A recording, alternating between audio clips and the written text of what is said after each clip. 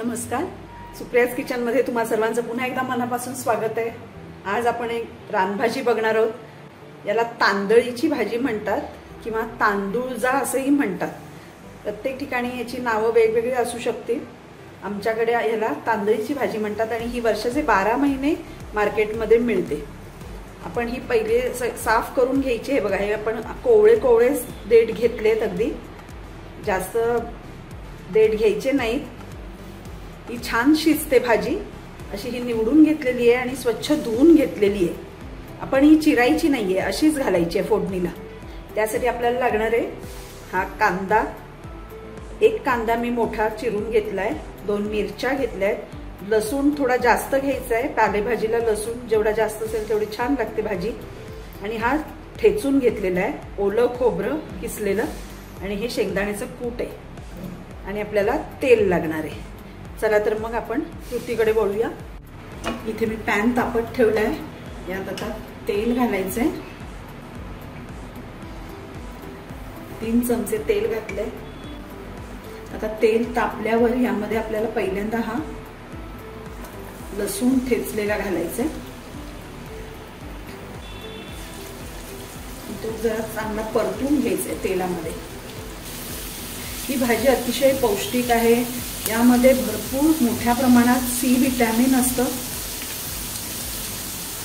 आणि सगळीकडे ही भाजी मिळते। तुम्ही करून खाऊ शकता, अतिशय सुंदर चवीला आणि चांगली आहे। आता लसूण चांगला तेलामध्ये परतून झालाय, यात मिरच्या घालायच्या।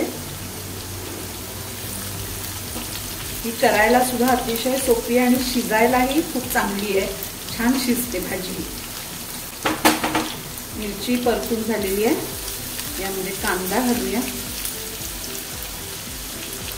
आता कांदा थोडासा मऊ होऊ द्यायचा आहे। मी गॅस मोठाच ठेवलाय। अशा विविध प्रकारच्या रानभाज्या आपल्याला बाजारात मिळतात आणि प्रत्येकामध्ये काही ना काहीतरी चांगले गुणधर्म असतातच।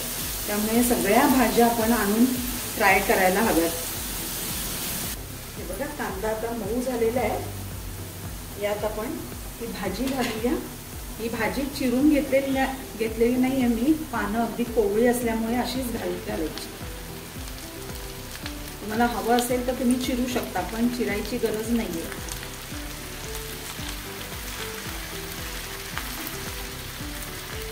गॅस मोठाच ठेवलाय मी। हळूहळू ही तेलामध्ये थोडी परतून घ्यायची आहे भाजी, गॅस मोठा ठेवूनच। आता तुम्ही दुसरा एक चमचा वापरू शकता। हे बघा, ती लगेचच मऊ व्हायला सुरुवात होते। हे बघा, तुम्ही बघू शकता अगदी छान सगळी भाजी किती मऊ झाली बघा। अगदी 2 मिनिटात होते ही भाजी। आता आपण ही तेलामध्ये व्यवस्थित परतून घेतलेली आहे। यावर आपण झाकण ठेवून द्यायचे आणि शिजू द्यायची आहे भाजी। गॅस आता बारीक करायचा, गॅस बारीक करायचा आणि यावर झाकण ठेवून थोडा वेळ 5 मिनिटं शिजू द्यायची आहे चांगली। 5 मिनिटं झालेली आहेत, आपण झाकण काढून बघूया। छान मऊ झाली भाजी, अगदी पाणी अजिबात घालायचं नाहीये, वाफेवरच शिजवायची आहे भाजी। आता यामध्ये आपण मीठ घालूया। पालेभाजी कुठलीही शिजल्याशिवाय मीठ कधीच घालायचं नाही, कारण मग आपल्याला अंदाज येत नाही मिठाचा। आता यामध्ये आपण हे ओलं खोबरं घालायचंय किसलेलं आणि शेंगदाण्याचं कूट घालूया। आता हे सगळं मीठ ढवळून घ्यायचंय आपल्याला। गॅस परत मोठा करायचा आहे। तर आपल्याला झाकण ठेवायचं नाहीये यावर, हे असंच थोडं परतूनच मग गॅस बंद करायचा आहे। अतिशय सुंदर लागते ही भाजी, गरम गरम भाकरी चपाती याबरोबर तर खूपच सुंदर। तुम्ही नक्की करून बघा। आणि औषधी आहे भाजी, यामध्ये मोठ्या प्रमाणात व्हिटॅमिन सी, कॅल्शियम, त्याचप्रमाणे फायबर्स असतात, त्यामुळे शरीरासाठी अतिशय उपयोगी आहे। एकदा तरी वर्षातून करून खावी अशी भाजी आहे ही। एकदा केली की तुम्ही नेहमीच आणाल।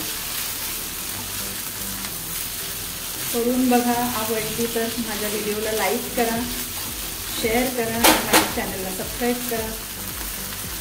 हे बघा 2-3 वेळा ढवळून आपली भाजी छान तयार झालेली आहे. आता गॅस बंद करायचा आणि मस्त गरम गरम चपाती किंवा भाकरी सोबत सर्व करायची.